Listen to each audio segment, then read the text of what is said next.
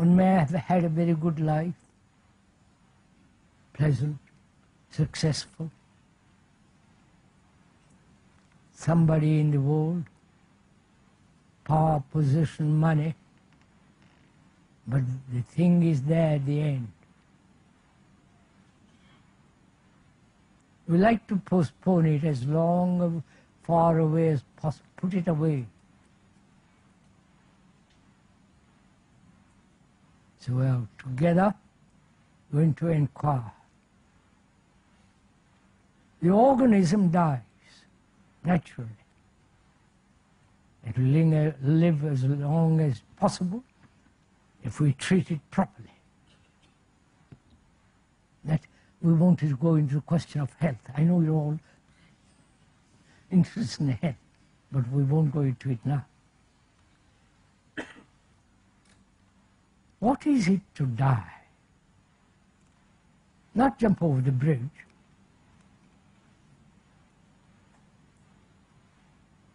Not do something to kill yourself, but living as we are now, sitting here in the tent, in this marquee, what is death? Apart from the whole physical organism, the brain lacking oxygen withers away and there's death. But we're asking, is death an ending? Right? An ending to everything that I've had. Right? My wife, my children, my books, my status, my power, my position, you know, all that's going to come to an end. And also, we must inquire into the question, which is the question of the East, which is reincarnation, to be reborn next life. So a series of lives till you reach whatever you reach. You know, the highest principle and so on. They believe in that very strongly. But they don't deeply inquire what it is that continues. Right? Is the me that's going to continue, or is there something beyond the me that's going to continue? Right? And if there is something beyond me, my ideas, my opinions, my conclusions and so on, which we talked about earlier,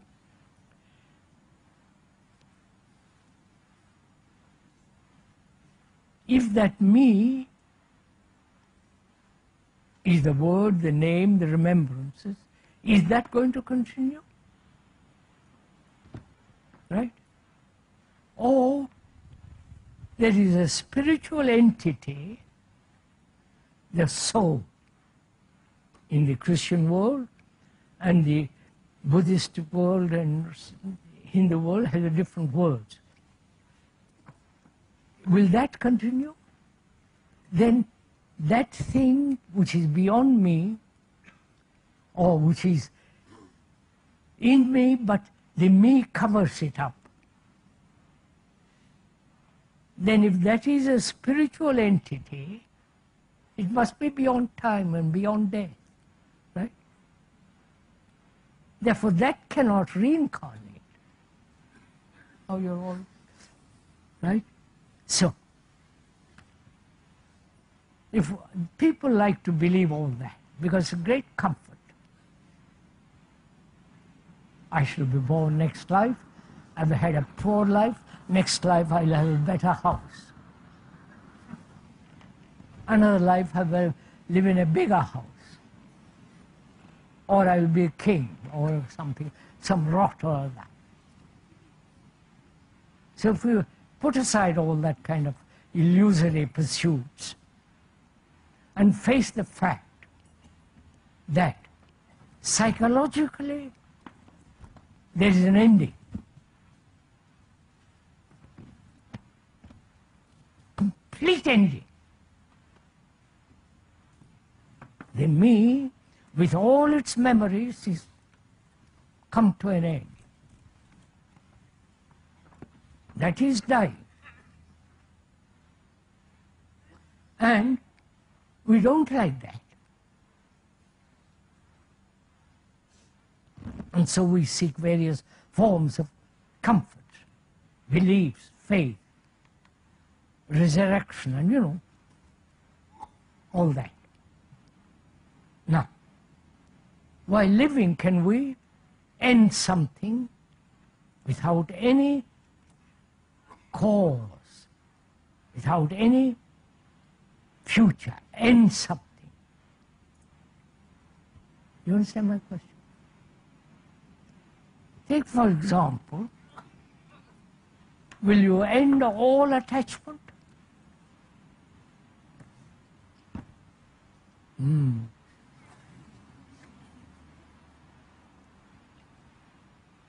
Attachment to your name, attachment to your furniture,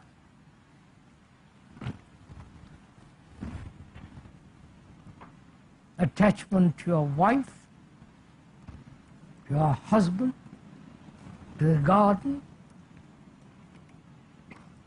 attachment to your ideas, prejudices, and all attachment while living. That's what's going to happen when you actually die, right? So, do it now and see what it means.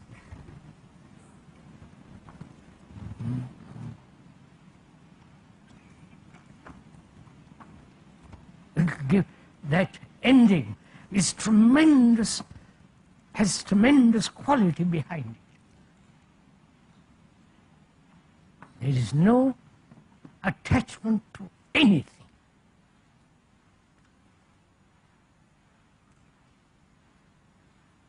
That is freedom. And when there is that kind of freedom, death has no fear. You understand? Because you're already living with death. The two are going together, living and dying, each second. No, you don't. You understand the beauty of that? The quality of complete freedom from all fear. Because where there is attachment, there is jealousy, anxiety, hate.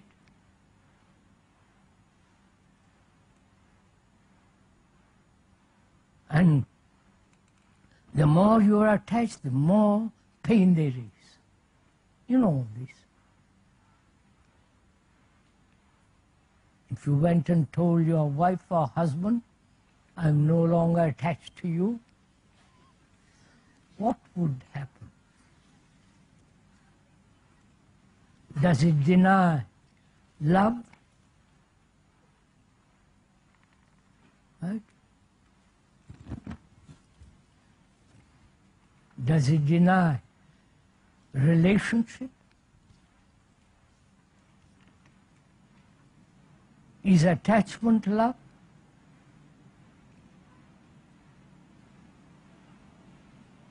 Go and inquire into all this.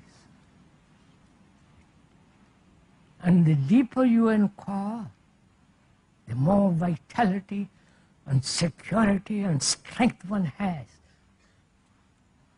It doesn't derive from any drugs, any stimulation.